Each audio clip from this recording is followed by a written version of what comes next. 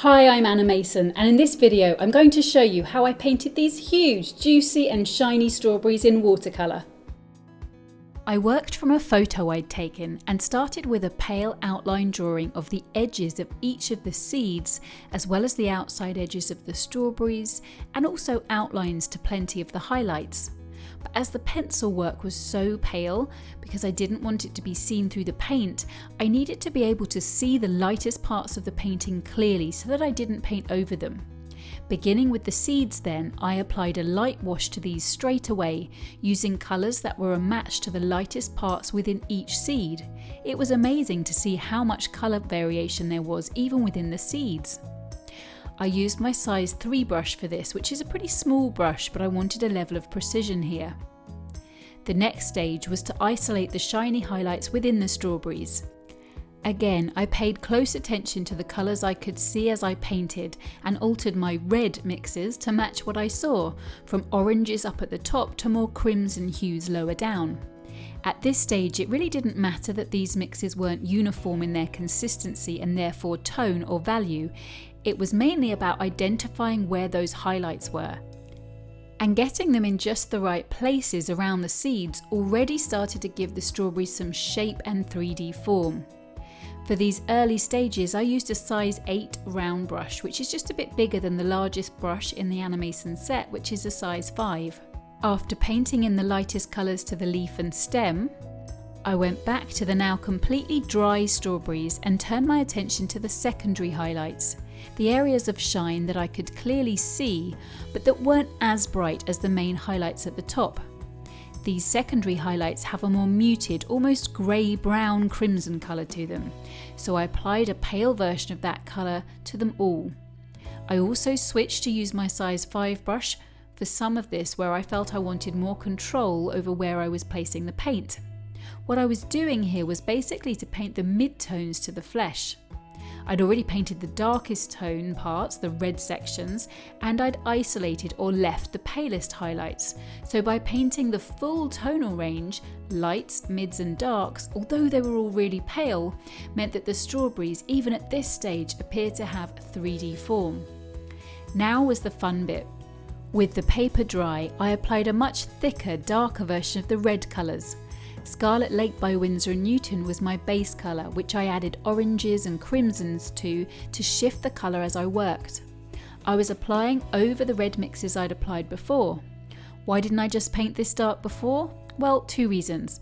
Firstly, if I'd made a mistake and painted over a highlight with this thick mix, I'd have struggled to lift it off, whereas working with the more watery mix initially meant I could lift off with damp kitchen paper if I went wrong. Secondly, at this stage, I'm paying really close attention to the reference photo, and some parts of the flesh aren't as dark as the mix I'm currently using. If I spot those areas, I leave them and paint around them, so they stay the paler colour of the layer sitting underneath. This way I get to build realistic, nuanced tonal variation and visual texture. With that layer painted and dry, it was clear that my secondary highlights needed to be darkened to be brought into balance.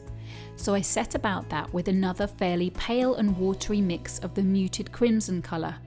Again, where I saw areas that were lighter than this mix as I applied it, I left gaps through to the layer underneath to get a really realistic result. I worked gently with my brush to avoid too much of the bright red colour from bleeding into this mix as I worked up to it. At this stage, the seeds were popping out as being way too light, and with the darkest tones painted, it was easier to see how dark to take them. So I applied the darkest tones in the seeds and then the mid-tones, leaving the lightest tones as the initial layer wherever they were that light. Again, painting the full tonal range to the seeds gives them rounded form. With the seeds painted and therefore darker, I could notice that the secondary highlights were looking a little pale still, so I worked on those again with another pale mix to make a relatively small but all-important adjustment.